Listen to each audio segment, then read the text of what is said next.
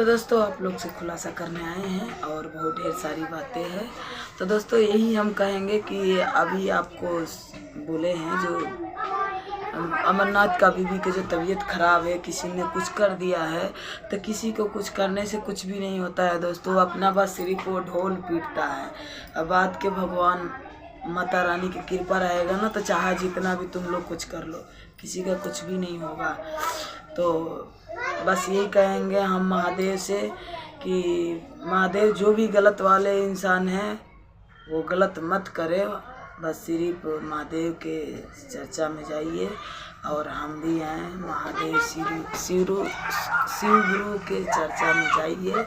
क्या करें, थोड़ा सा घबरा जाते हैं। शिव गुरु के चर्चा में जाइए और भजन गाइए और शाम सवेरे हर हर महादेव 5 बार नमः शिवाय करिए।